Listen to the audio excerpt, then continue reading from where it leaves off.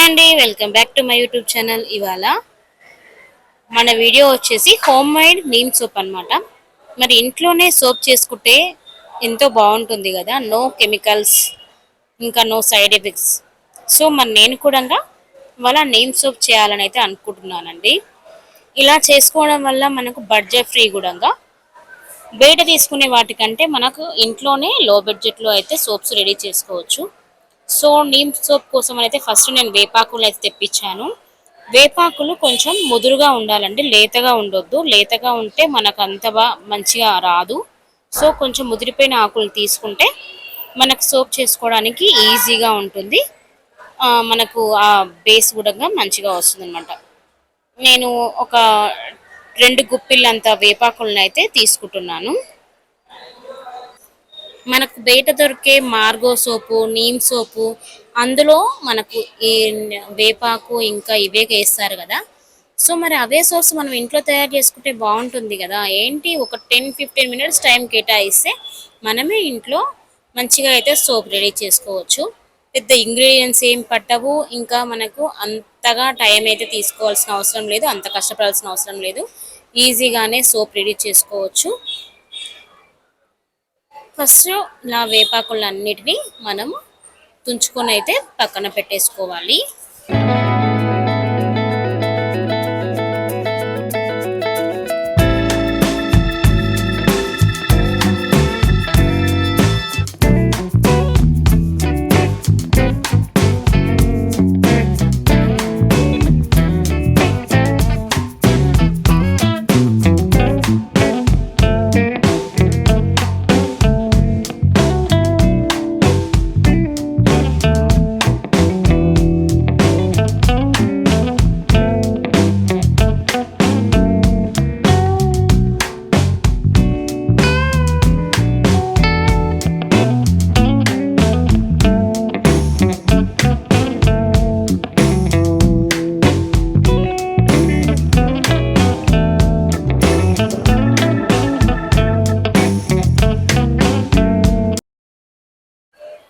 ఇలా తుంచిపెట్టుకున్న వేపాకులని మనం ఇప్పుడు మిక్సీలో అయితే వేసుకోవాలండి.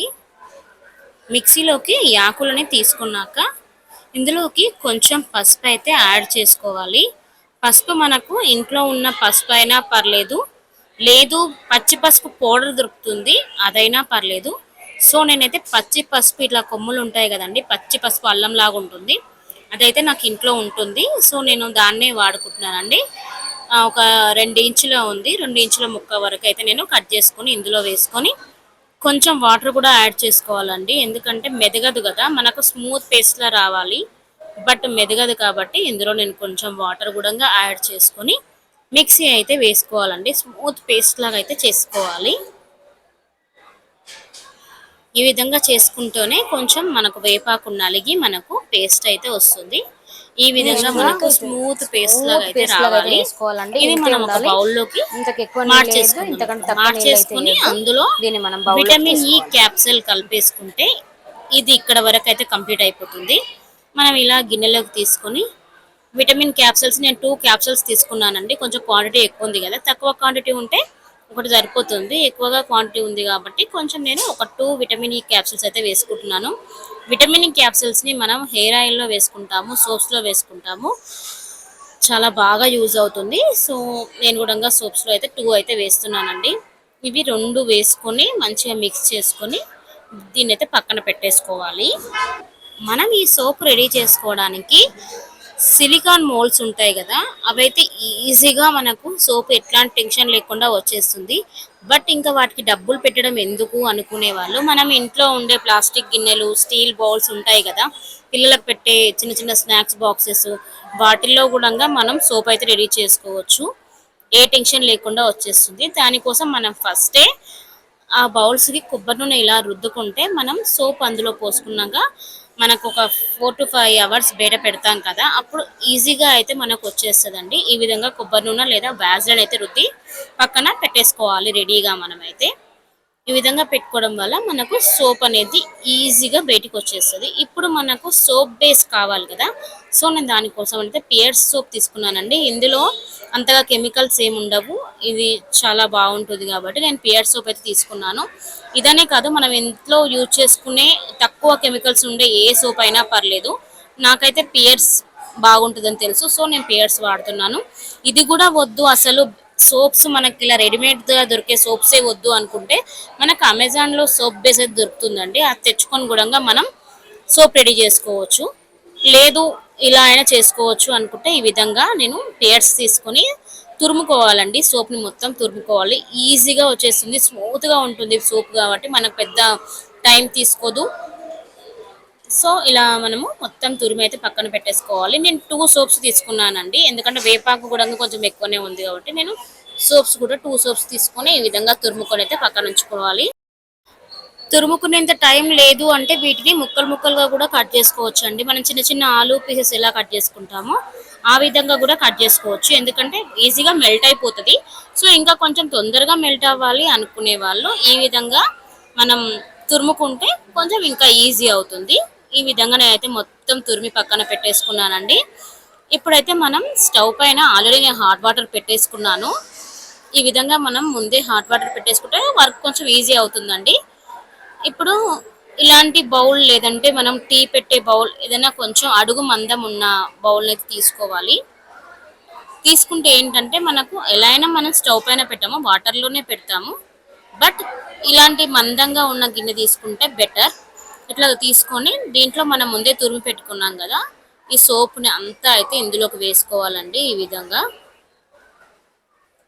మనం కొంచెం గాలి తురిమినాక ఒక 5 to 10 minutes గాలికి పెడితేనే ఇది గట్టి పడుతుందండి.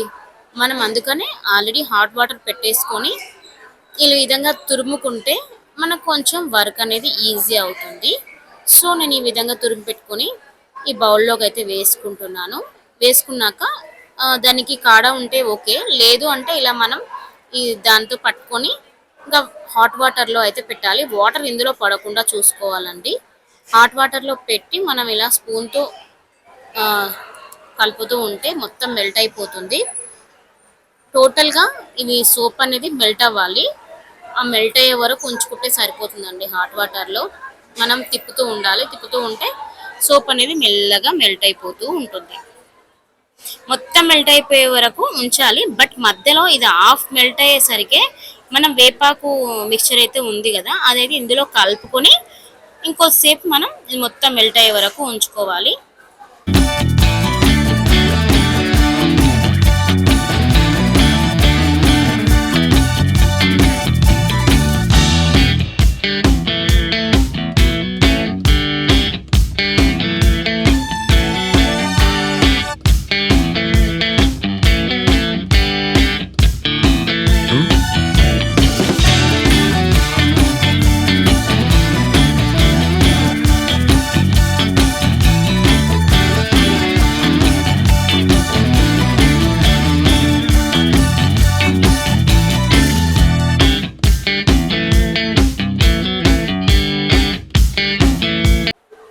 హాఫ్ వరకు మెల్ట్ అయిపోయింది కదా, ఇప్పుడు మనం వేపాకు పేస్ట్ని అయితే ఇందులో వేసుకోవాలండి. వేసుకొని బాగా మిక్స్ చేసుకొని మళ్ళీ బాయిల్డింగ్ మెథడ్, డబుల్ బాయిల్డింగ్ మెథడ్లో మళ్ళీ కలుపుతూ అయితే పెట్టేసుకోవాలి.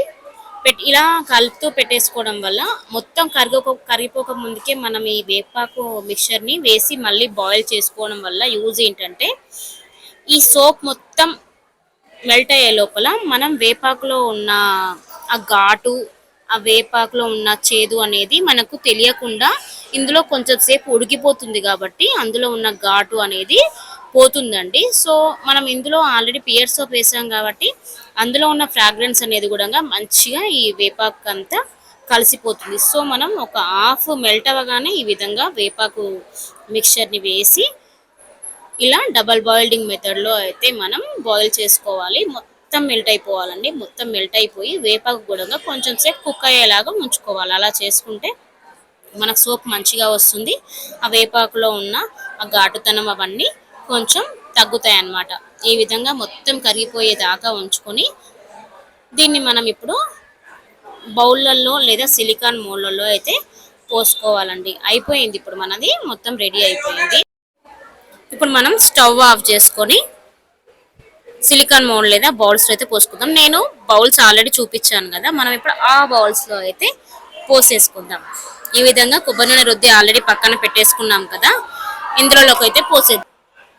కొంచెం ఎక్కువ క్వాంటిటీయే పోసుకోవాలండి. అలా పోసుకుంటేనే తొందరగా బ్రేక్ అవ్వకుండా ఉంటుంది, తొందరగా మెల్ట్ అవ్వకుండా కూడా ఉంటుంది. నేను ఎందులో వేస్తే ఎలా వస్తుంది, ఎందులో వేస్తే ఈజీగా వస్తుంది అని చూసుకోవడానికి నేను ఈ విధంగా రకరకాల షేప్లలో ఉన్న వాటిలో అయితే పోస్తున్నాను.